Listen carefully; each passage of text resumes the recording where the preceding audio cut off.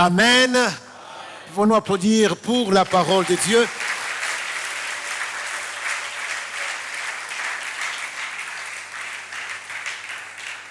Mes frères, juste pour rappeler le thème annuel que nous avons tiré de Genèse 28, 15b, est ainsi libellé: Dieu exécutera ses paroles pour toi. Ce que Dieu a dit de toi, il va l'exécuter et il l'exécutera sûrement. De même aussi, nous avons le thème trimestriel que nous avons amorcé depuis juillet. Et nous sommes maintenant au mois d'août, par la grâce de Dieu, et je salue tous ceux qui sont entrés au mois d'août. Soyez bénis dans ce mois et que le Seigneur vous comble. Je disais que nous sommes au mois d'août, mais nous aurons également le mois de septembre comme le troisième trimestre de cette année de grâce 2022. Et pendant ce trimestre, le thème est « Entre dans ta destinée » et nous nous sommes ainsi référés à Genèse 31, verset 3 et verset 42.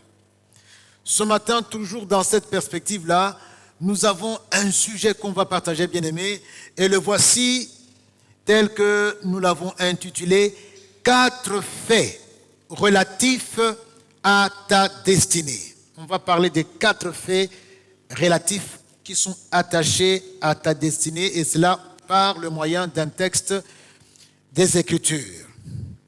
Alléluia. Alors, si vous le voulez bien, mes frères, je vais vous demander de vous mettre debout car on va lire ce texte. Il est dans le deuxième chapitre de Apocalypse. Apocalypse 2. Nous lirons les 7 premiers versets. Apocalypse 2, de 1 à 7.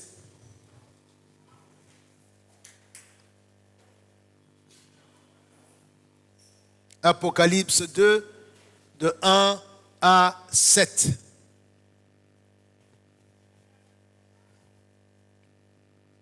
Je lis au nom de Jésus. Écrit à l'ange de l'église d'Éphèse. Voici ce que dit celui qui tient les 7 étoiles dans sa main droite, celui qui marche au milieu des 7 chandeliers d'or.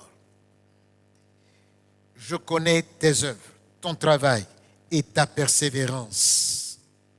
Je sais que tu ne peux supporter les méchants, que tu as éprouvé ceux qui se disent apôtres et qui ne le sont pas, et que tu les as trouvés menteurs.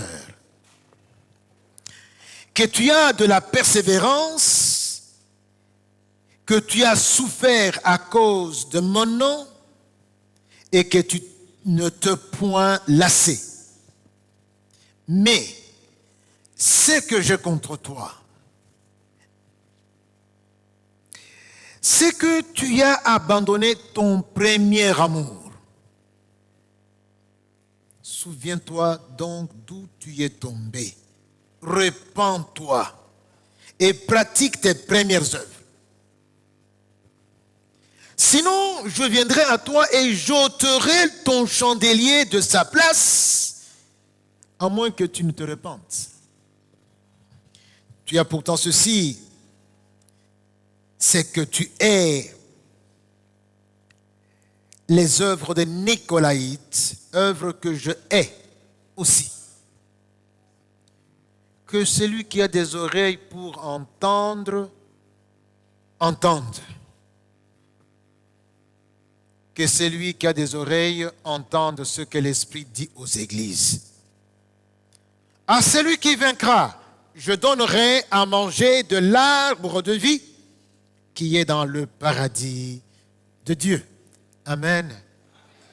Veuillez vous mettre, mes frères, mes sœurs, prenez place.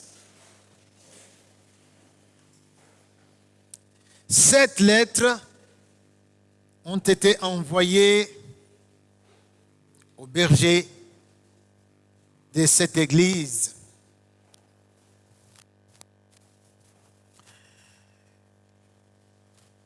Et dans toutes ces lettres, il y a quelque chose qui ne plaît pas au Seigneur, même plus de quelque chose.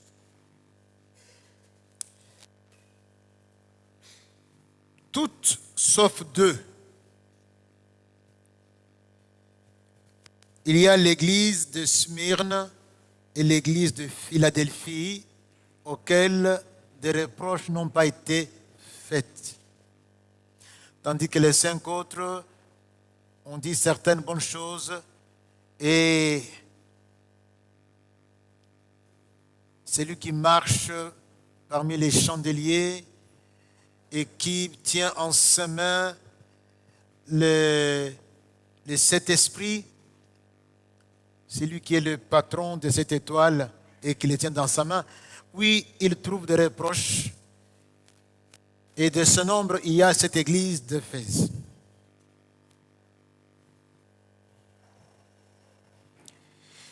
Ta destinée, mon frère, ma soeur, a affaire avec les desseins éternels. Et je souligne, le dessein éternel est bienveillant que Dieu a conçu pour ta vie. Ce projet que Dieu a peaufiné pour ta vie, mon frère, ma soeur, concerne non seulement ta destinée temporaire, donc sur la terre, mais aussi ces projets font corps avec, et surtout avec ta destinée éternelle. Par ailleurs, mon frère, ma soeur, la porte d'entrée de ta destinée éternelle n'est pas au-delà de ta tombe, n'est pas au ciel. La porte d'entrée dans ta destinée éternelle est sur cette terre. Est-ce que je parle à quelqu'un? Elle s'appelle ta destinée temporaire. Si tu rates cette porte, tu passes à côté de ta destinée temporaire. Ipso facto, tu passes aussi à côté de ta destinée éternelle. Donc, tu ne seras pas là où Dieu t'a réservé la place à ses côtés. Tu seras ailleurs, là où on est en train de se mordre les lèvres et de gémir des douleurs qui sont infinies. Tu n'es pas venu ce matin ici pour que, à la fin de ta vie, tu ailles dans ce lieu de souffrance. Quelqu'un dit Amen. Je veux te dire ce qu'il faut que tu fasses pour que tu ailles t'asseoir avec Dieu sur son trône. Je répète, ce que je veux te dire ici va t'aider à aller tout droit pour aller t'asseoir avec Dieu sur son trône, comme son Fils a vaincu et il s'est assis aussi avec lui sur son trône. Mon frère, ma soeur, le Seigneur Jésus est venu sur cette terre avec cette mission-là. Parce que nous sommes nés séparés de Dieu, nous sommes nés rebelles, nous sommes nés ennemis de Dieu. Jésus est descendu avec cette mission-là. Et ici, dans la lettre que nous avons lue, il s'adresse à l'église d'Éphèse et lui indique du doigt ce qui lui est réservé. Et non seulement ce qui lui est réservé, mais en même temps, ce qu'elle doit faire, cette église, pour arriver là. Les conditions, ce qu'elle doit faire sur cette terre, parce que ce qui lui est réservé est là, et c'est dit clairement, à celui qui vaincra, je donnerai à manger de l'arbre de vie qui est dans le paradis. L'arbre de vie qui a été interdit et au sujet duquel Dieu a dit, empêchons-les de toucher à l'arbre de vie maintenant qu'ils ont péché, qu'ils ont connu, qu'ils ont eu le fruit de la connaissance du bien et du mal. Empêchons-les. Cet arbre existe dans le jardin de Dieu, le paradis de Dieu. Alléluia. Et il est dit que, oui, voilà ce que vous allez avoir comme privilège. Voilà ce qui vous attend de l'autre côté. Mais, en même temps, Jésus dit, dans l'entretemps, d'ici là, voilà ce que vous devez faire sur la terre. Voilà ce que vous devez observer, ce que vous devez suivre. Les lettres sont envoyées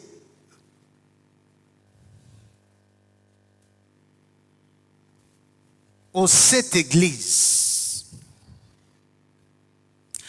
locales, comme la nôtre, ici. Et ce qui est dit à ces 7 églises nous concerne aussi. Il y a l'église d'Éphèse, il y a l'église de Smyrne, il y a l'église de Pergame, il y a l'église de Thyatire, l'église de Sardes, l'église de Philadelphie, l'église de Laodicée. Donc ce sont des assemblées chrétiennes comme nous sommes là ce matin. Et Jésus envoie des lettres à ces différentes églises. Mon frère, ma soeur, ça voudrait dire qu'il s'agit ici de membres qui appartiennent au corps de Christ.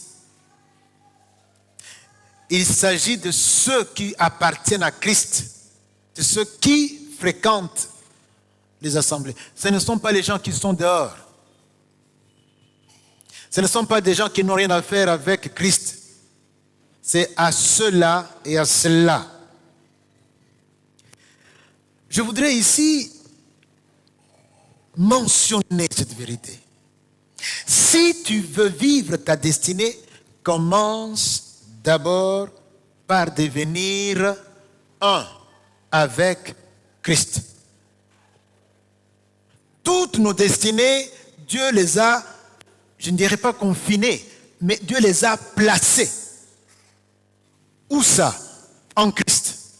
Et tu ne peux accéder à cette destinée qui est la tienne qu'en acceptant le schéma que Dieu a privilégié, savoir devenir une seule et même plante avec Christ.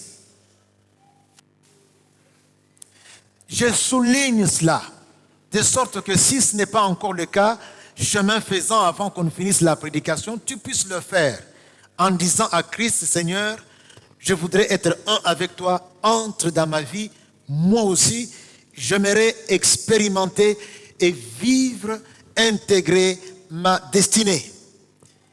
Mes frères et mes sœurs, c'est en Christ et en Christ seul qu'il a plu à Dieu de placer ta destinée. La carrière qui t'est réservée en tant qu'ouvrier, en tant que serviteur. Oh, qu'est-ce que j'ai beaucoup aimé le chant de la chorale qui parlait du serviteur, du véritable et du faux. Nous décourageons d'être des faux serviteurs pour que nous soyons des véritables, des serviteurs sincères. Et ce n'est qu'en Christ que nous saurons rendre ce service qui est attendu de nous et pour lequel Dieu nous a créés. Et ce service est en Christ. Et heureusement, pour qu'il soit, et il a été tous les temps, même le temps où Adam et Ève ont péché, il a été hors portée du péché, hors portée de tout impact du péché, hors portée de Satan. Satan ne peut pas s'approcher de Christ. Alléluia. Donc Dieu, dans sa connaissance exhaustive, il savait malheureusement pour nous que nous allions pécher et que le péché allait impacter toute la création. Si alors il nous avait tout simplement donné notre service, il allait être abîmé, être détruit. Il a eu la bonne idée par amour pour nous de tout cacher. En ce qui concerne ce pourquoi il nous a créés, de cacher cela en Christ Jésus. Alléluia. Et il l'a fait avec amour. C'est ainsi que nous sommes, nous, chrétiens, créés de nouveau en Jésus-Christ. Mais pourquoi nous sommes créés de nouveau en Jésus-Christ? C'est pour des bonnes œuvres que Dieu avait préparées d'avance. Avant que tu ne fusses, avant que tu naisses, avant que tu ne viennes sur la terre, avant que Adam et Ève ne soient.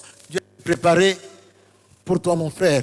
Quand je vois mon frère Adelbert, le monnier de Kikwit, l'Istem Kikwit, je te salue, mon frère. Sois le bienvenu. C'est la maison de ton papa, tu peux venir quand tu veux. Quand je voulais dire mon frère, donc il est là. Et je vois, c'est le pasteur de Kikwit, que je salue en passant. Ce que Dieu a préparé pour toi est bien caché, de sorte que tu puisses le vivre.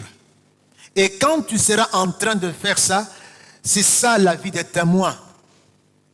C'est que Christ disait dans Acte 1:8, que vous recevrez une puissance lorsque le Saint-Esprit fera quoi?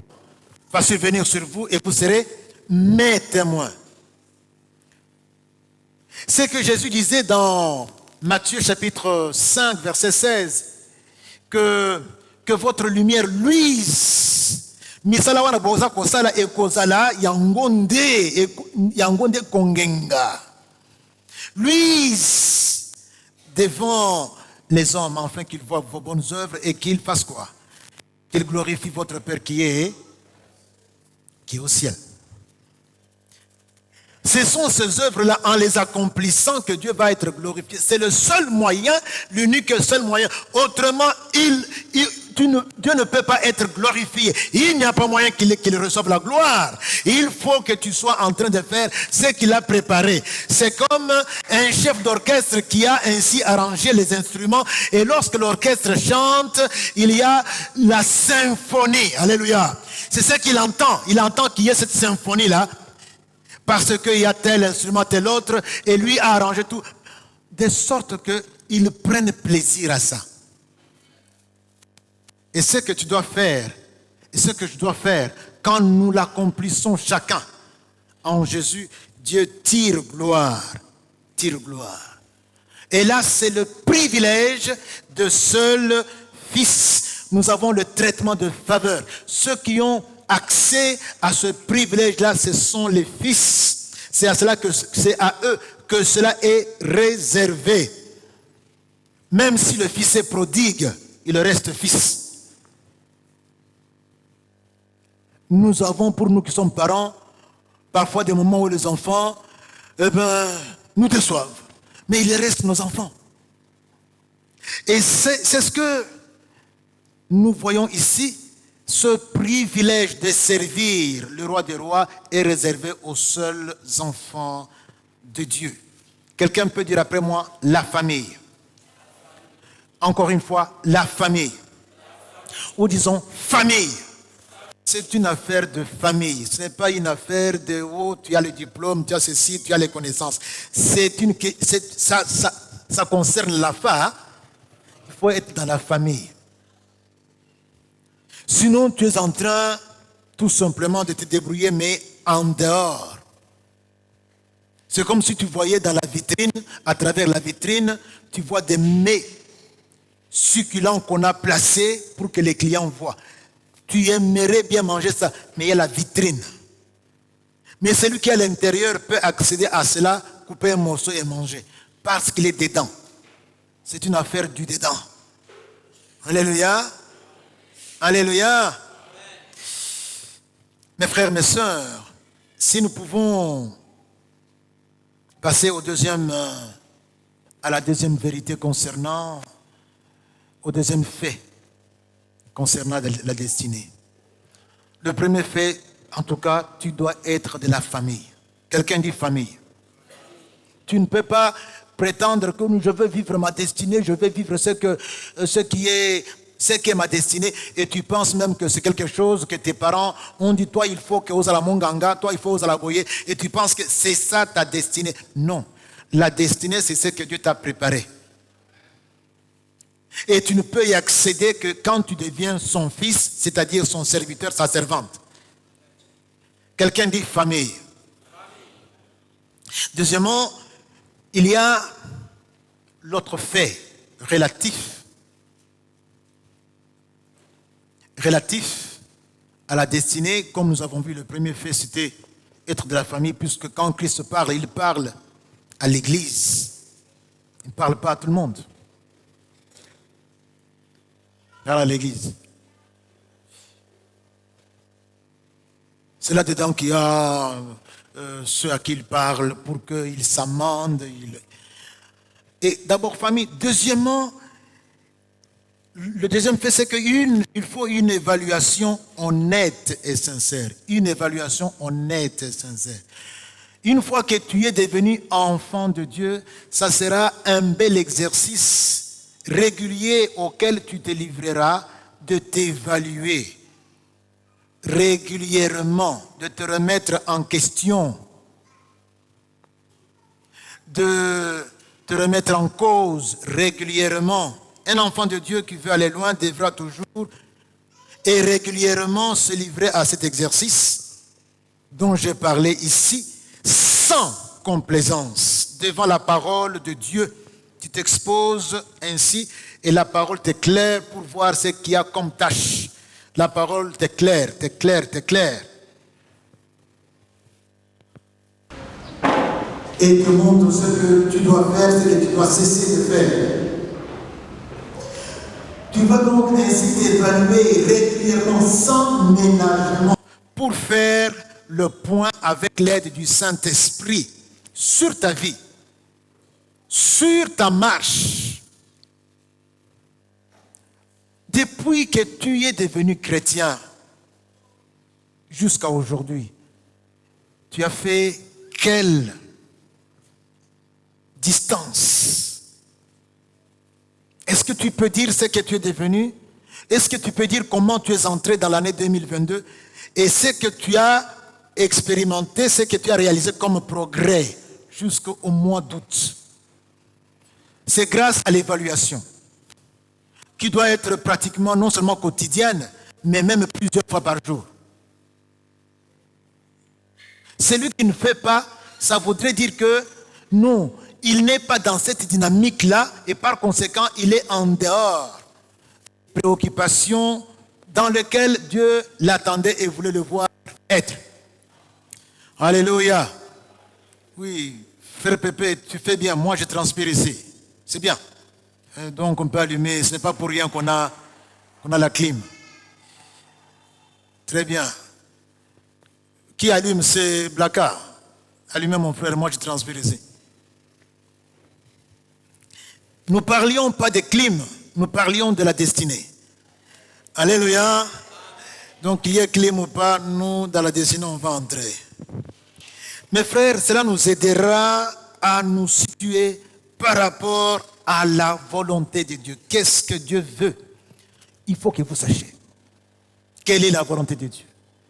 Christ a dit, je suis venu sur cette terre non pour faire ma volonté, mais pour faire quoi? Et puis quand il poursuit, il dit, quelle est la volonté de Dieu? C'est qu'il faut que les hommes voient le Fils, quand ils voient qu'ils croient en lui, afin que je les ressuscite au dernier jour. Mes amis, la volonté de Dieu, c'est que les hommes croient en Christ. Mais pour qu'ils croient en Christ, il faut que le Christ qui est en toi apparaisse, qu'on le voit. Alléluia. Et pour qu'on le voit, il faut que toi tu diminues et que lui croisse.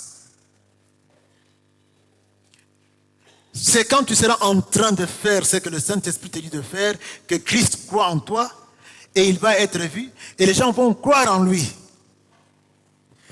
Tu vas t'évaluer par rapport à cela, mon frère, ma soeur.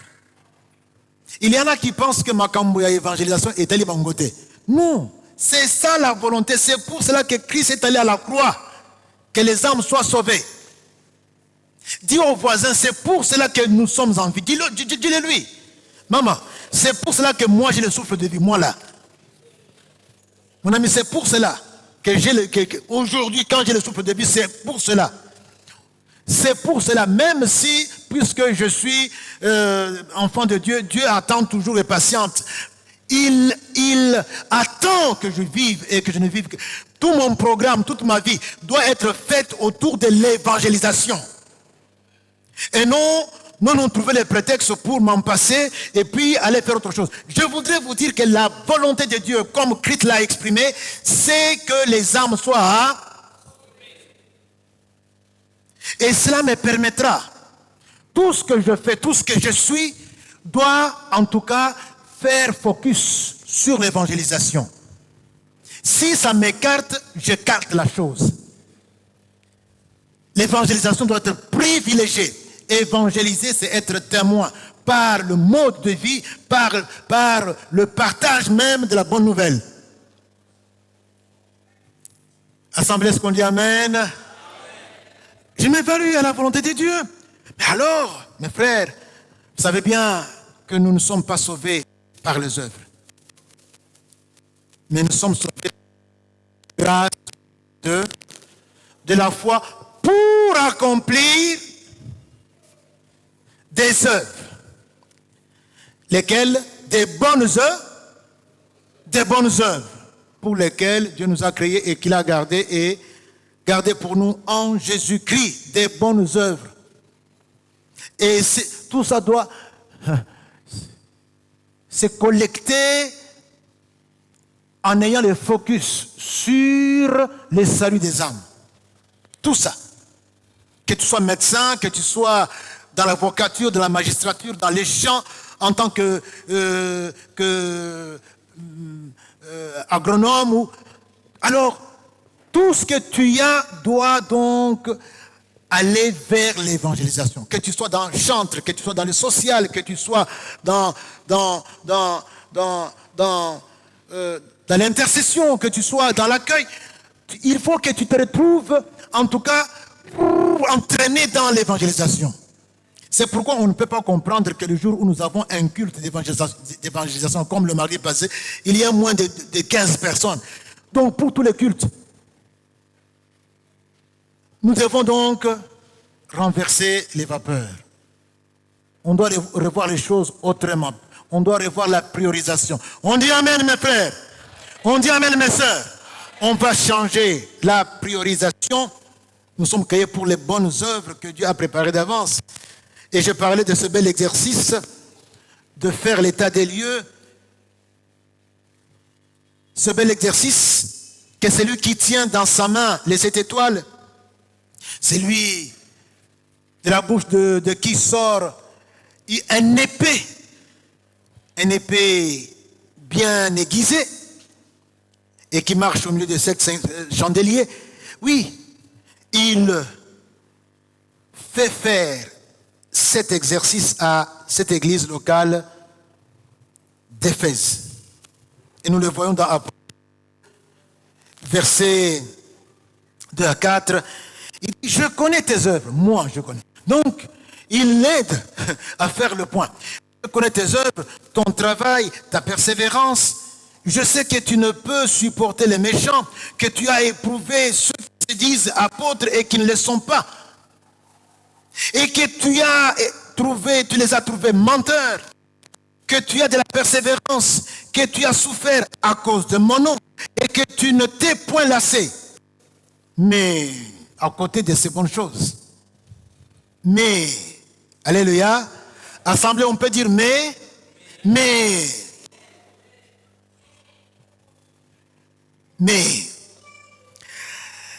ce que j'ai contre toi, mes amis, avec Dieu, quand il faut porter les deux ici, tu ne portes que ça et tu laisses ceci puisque ça mouquet, tu as échoué. S'il a dit porte les deux. Et regarde cette liste très longue de ce que ces braves d'Éphèse font. Ils ont la persévérance. Ils supportent les méchants. Ils ne supportent pas les méchants. Ils ont été éprouvés. Non, c'est eux qui ont éprouvé ceux qui se disent apôtres et qui ne le sont pas. Et ils ont trouvé menteurs. Ils ont donc le discernement. Ils ont la persévérance. Ils ont souffert à cause du nom de Jésus. Ça fait une longue liste. Mais comment les gars mouqués tigaï Abi, ce que j'ai contre toi, Éphèse, c'est que tu as abandonné ton premier amour. Tu ne m'aimes plus comme autrefois. Je ne vois plus là. Non. Donc, na ultimo sala, j'arrive, na fin, yo, zakuna na. Pas même un bonjour. Ce n'était pas comme ça auparavant, quand on a commencé. Est-ce que je parle à quelqu'un ici? Et Dieu constate que on ne le fréquente plus. Autrefois, quand on était fiancés, même si le fiancé habite Maluku, j'ai donc l'énergie, même sur Nazangi Mongo, pour aller. Et puis, écoutez, quand je ne te vois pas, je ne dors pas, évidemment. Tu ne dors pas, comment? Et tu veux me voir pendant que tu dors. Comment me verras-tu alors si je suis là? Tout ça, comment ça? Et Dieu voit qu'on ne le fréquente pas. Quand il nous convoque, nous ne venons pas. Nous n'avons plus cette spontanéité pour son œuvre. Nous ne brûlons plus pour l'œuvre de Dieu. Nous brûlons maintenant pour l'argent qu'on doit gagner, pour les relations qu'on doit entretenir, pour le repos qu'on doit avoir, et pour tous les prétextes. Dieu voit qu'on ne l'aime plus comme autrefois on l'aimait.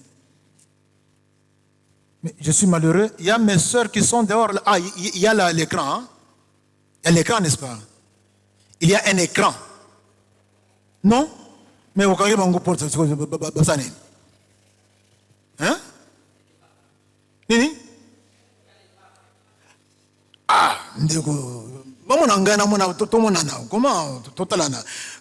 Pourquoi on n'a pas mis l'écran? Je regrette, mais là, on va ouvrir la porte. Oui, ce n'est pas bon. Sinon, vous leur trouvez des places ici, on ne va pas...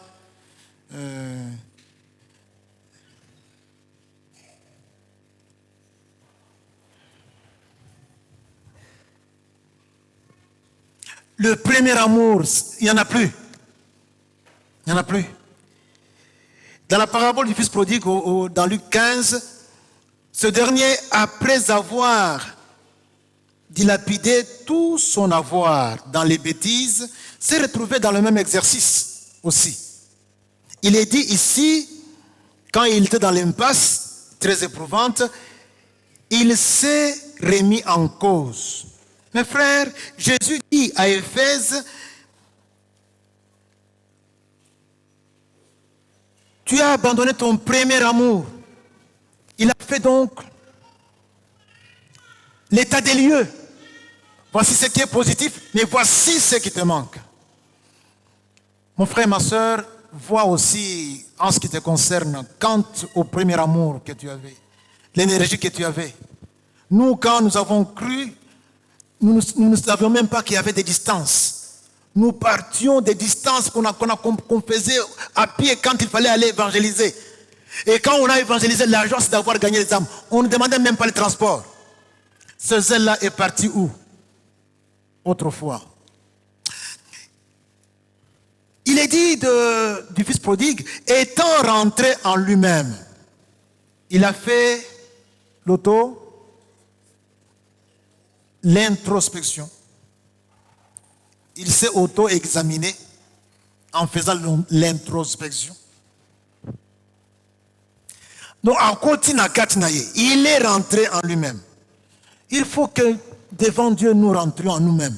Et le Saint-Esprit va nous montrer, regarde ce qu'il y a chez toi, regarde ce qui est bien, ce que j'admire, ce que j'encourage. Mais là, alléluia, et quand il est rentré en lui-même, il se dit, combien de mercenaires chez mon père? Quelqu'un dit mon père. Voilà la relation qu'il y avait. C'est mon père, ce n'est pas mon patron, ce n'est pas mon voisin, c'est mon papa. C'est papa. Et il y a des mercenaires qui mangent à satiété leur pain chaque jour en abondance. Et moi, ici. Et moi, où ça? Mon père là, et moi, où ça? Ici, loin de mon père, loin du pain abondant, loin de l'eau rafraîchissante, loin des mets succulents, loin de toutes ces faveurs. Je suis ici. Voilà dans quelles conditions je suis. Il faut donc te dire, tu es où? Est-ce que tu es dedans? Est-ce que tu es en train de marcher dans la destinée? Est-ce que tu es en train d'aller de l'avant ou bien tu stagnes? Or, quand on stagne, on recule. Et moi, je suis ici. Et je meurs de faim. L'abondance que Dieu t'a préparée est dans le plan de paix, le plan de shalom qu'il a préparé pour toi dans les œuvres qu'il y a en Jésus-Christ. Et là, tu ne manqueras de rien. Parce que l'Éternel est ton berger, tu ne manqueras de rien.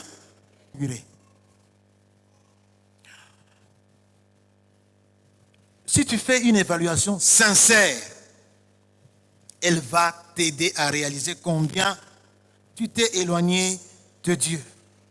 Nous verrons en tout cas, mes frères, le niveau de gravité de notre chute. Je voudrais vous dire que Satan a beau rôle de nous distraire avec des fausses justifications. Olembi, vous a fatigué. Non, tu peux, ce n'est pas même obligatoire. Je vous dis que nos services cultuels, tout ce que nous faisons ici est obligatoire. Ce n'est pas facultatif.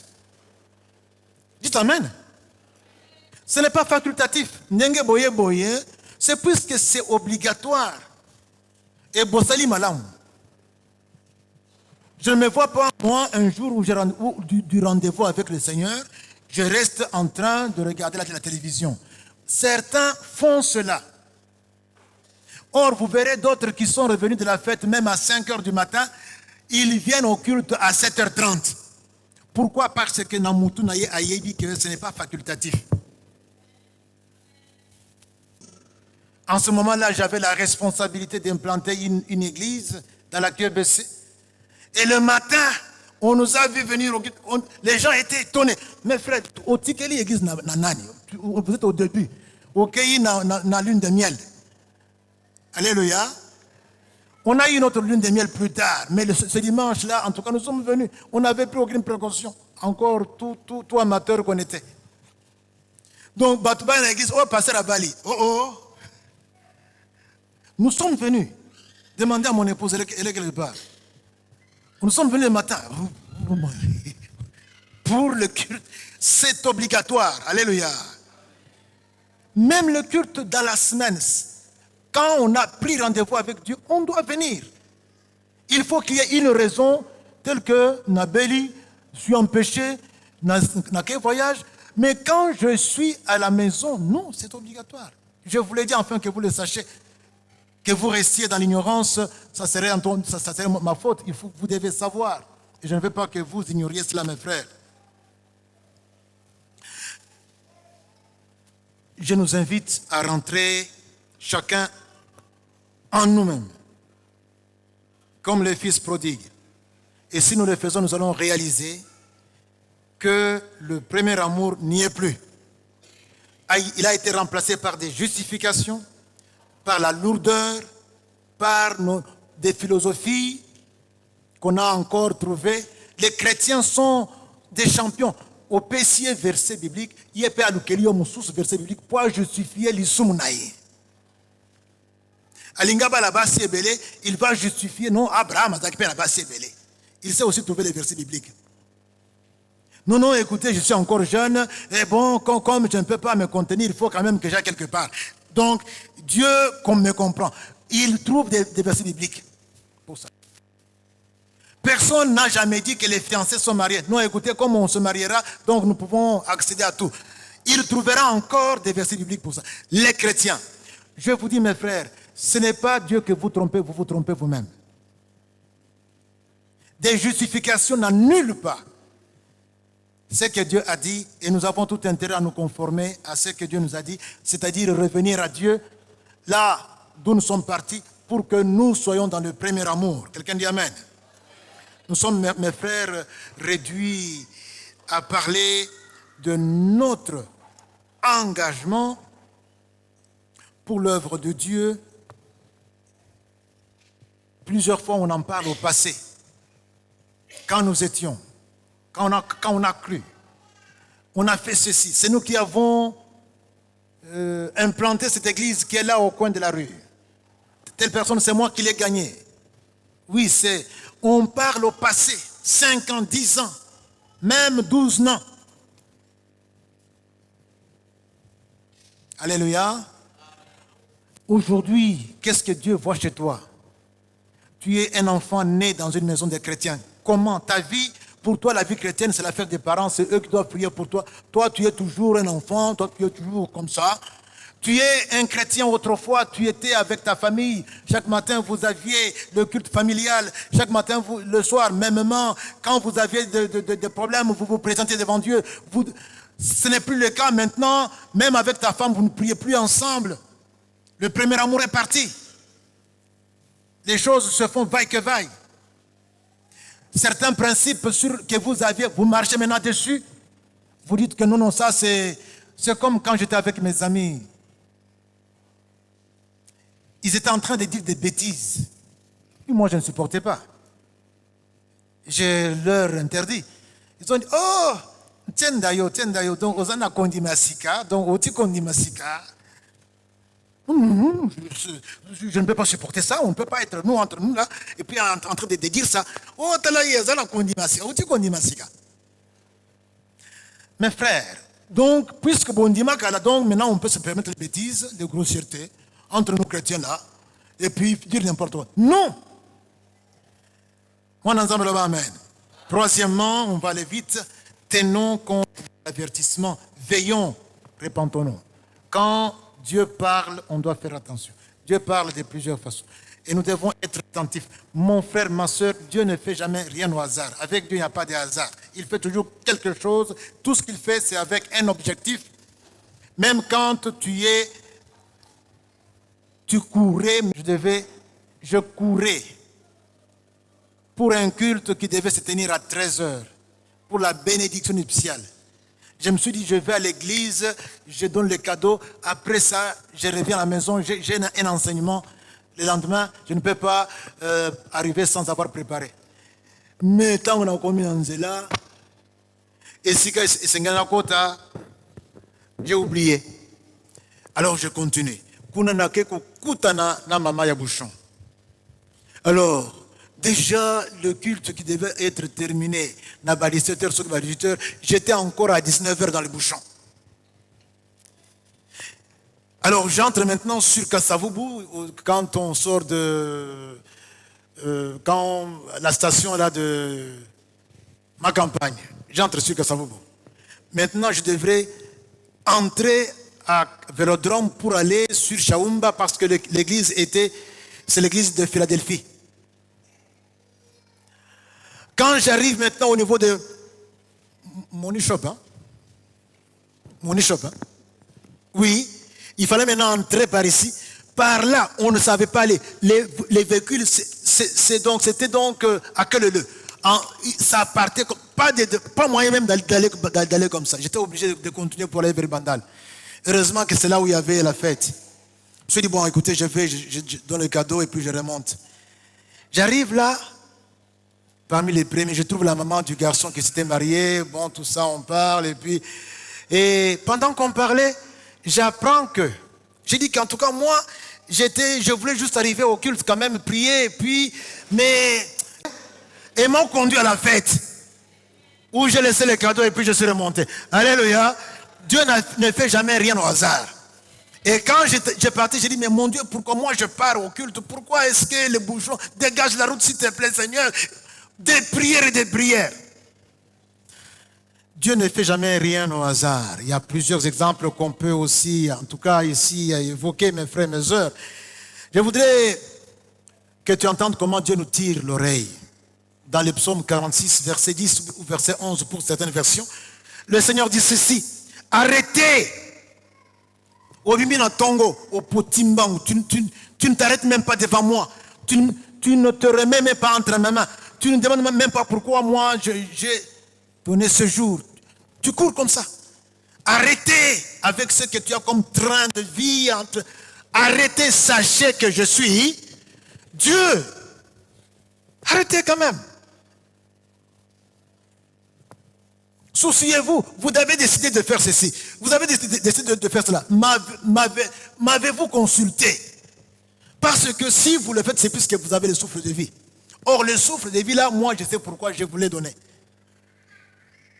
Arrêtez, sachez que je suis Dieu. Sachez que je suis Dieu.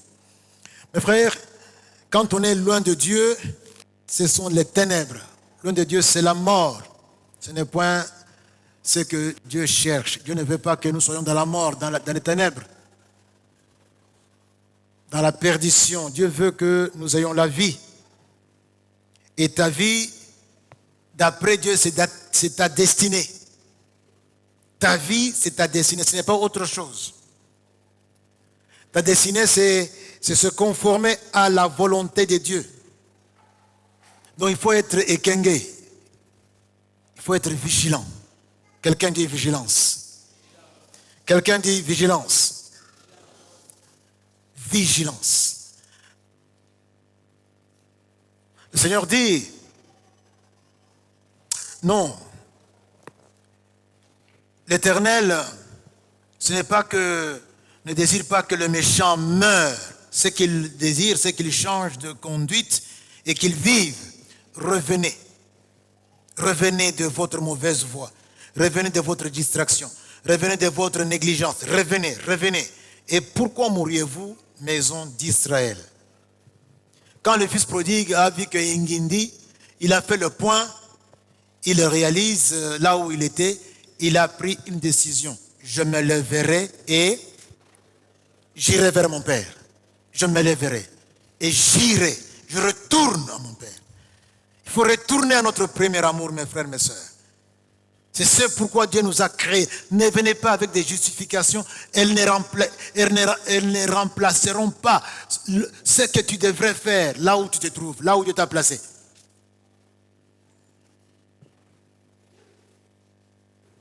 Demi-tour. Il faut aller là où Dieu se trouve. Le Seigneur dit ceci dans 2 Chroniques 29, 11. Maintenant, mes fils, cessez d'être comment? D'être négligents. Vous êtes négligents, je vous vois, vous négligez Oyangaï. C'est pourquoi je vous ai mis sur la terre. Car vous avez été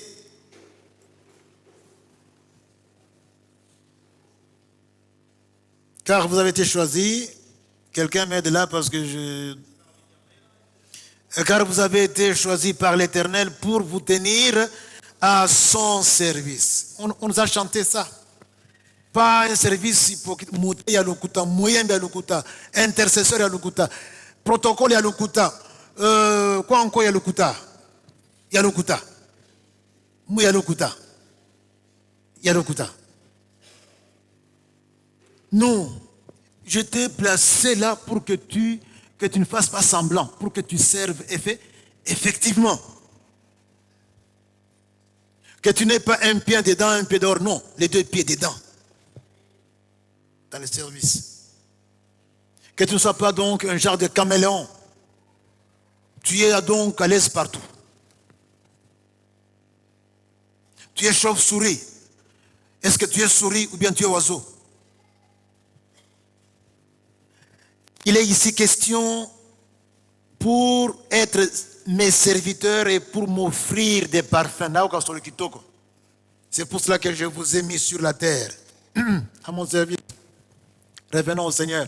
Jésus dit lui-même à ce propos, ce n'est pas vous qui m'avez choisi, c'est moi qui vous ai choisi pour que vous alliez et que vous portiez du fruit et que votre fruit demeure. Que vous portiez du fruit.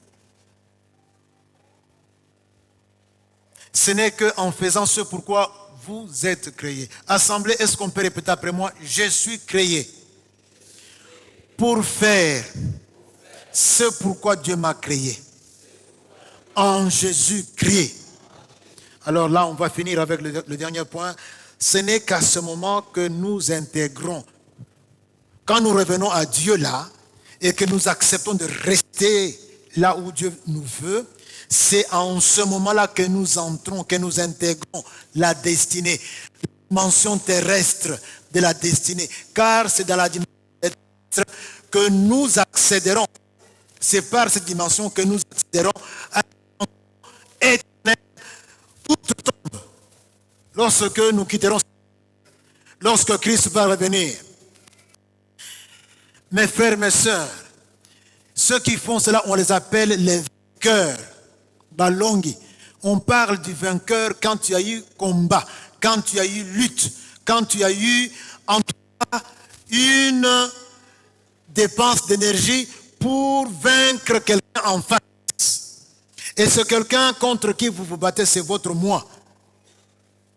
C'est comme ça que Jésus disait que depuis le temps de Jean-Baptiste, et c'est les violents qui s'en emparent. Les violents qui s'en emparent. Alléluia. Il y a la parabole des mines. Si vous regardez, il y a la différence. L'un reçoit le gouvernement de 10 villes et l'autre le gouvernement de 5 villes. C'est que Bokeseni et Kozala. Bokeseni et Kozala. Alléluia. Bokeseni et Kozala. Chacun a sa part, chacun a son lot. Il y aura la différence. Tu as gagné 10 autres mines, alors je t'établis sur 10 villes. Tu as gagné 5 autres mines, je t'établis. Donc on va régner avec lui. Nous allons régner avec le Seigneur. Prenons, mes frères, ne fût-ce que la fin de ces trois passages. 3. Donc il y a 3 descriptions avec les mots humains des destinées célestes. Avec les mots humains. Je lis 3 seulement. À celui qui vaincra, je donnerai à manger de l'arbre de vie qui est dans le paradis de mon Dieu. Le vainqueur. Toujours au vainqueur. Je ferai de lui une colonne dans le temple de mon Dieu. Il n'en sortira plus. J'écrirai sur lui le nom de mon Dieu et le nom de la ville de mon Dieu, de la nouvelle Jérusalem qui descend du ciel et d'auprès de mon Dieu et mon nom nouveau. Enfin, celui qui vaincra, je le ferai asseoir avec moi sur le trône. Comme moi j'ai vaincu et je me suis assis avec mon Père sur son trône. C'est avec les mots humains les réalités de la destinée céleste. Alléluia. Mais ce qui est clair ici, Jésus dit que toi qui as vaincu, tu vas te retrouver où ça? Sur le même trône que moi. N'est-ce pas? Comme moi aussi j'ai vaincu et je me suis assis sur le même trône que mon Père. Ça voudrait dire que toi le vainqueur, toi qui vas vaincre, tu seras assis où? Sur le trône. Et comment on appelle celui qui est assis sur le trône? Il est roi. Moi, ça ne m'étonne pas. Parce qu'aujourd'hui, dans la divinité, il y a un homme. Jésus est resté homme. Alléluia. L'humanité est entrée dans la divinité. Cela a commencé à un moment donné. Jésus est resté homme. Et on verra même ses plaies, ses marques, on le verra. Ça ne m'étonne pas quand il dit que non, vous allez venir, vous qui venez derrière moi là, vous allez vous asseoir avec moi sur le trône. Mes frères, mes sœurs, je ne sais pas ce que ça vous dit. Moi, ça me dépasse. Ça me dépasse. Et avec ça, tu es entré dans ta destinée. Tu vas vivre la phase terrestre qui va t'introduire dans la phase céleste qui est la phase éternelle. Quelqu'un dit Amen. Amen. Est-ce qu'on peut dire Févirde? Oui, Févirde encore. La destinée, c'est l'affaire de la famille. F, c'est la famille. C'est l'affaire de la famille. Il faut être dans la famille. Si tu n'as pas encore l'assurance que tu es dans la famille de Dieu, dis-le maintenant à Jésus. Demande-lui d'entrer dans ta vie. Dis-le maintenant. Il va le faire. Févirde, fait. Alors, et, accent aigu. Évaluation. Ah. Naomi, c'est cela. Évaluation. N'est-ce pas? Évaluation. Même gloire, c'est évaluation. N'est-ce pas? V. N'est-ce pas? VI. Vie. Vigilance. Il n'y a que eux qui savent. Tout le monde ne sait pas. Vigilance. Comment ce groupe est plus inspiré que nous tous ici? Vigilance. Et R. Repentance. Voilà, il n'y a que ce groupe et cette demoiselle là au fond qui savent, les autres ne savent pas. Repentance. Et destinée, pour entrer dans la destinée. Est-ce qu'on peut applaudir ce groupe en se tenant debout? On se tient debout.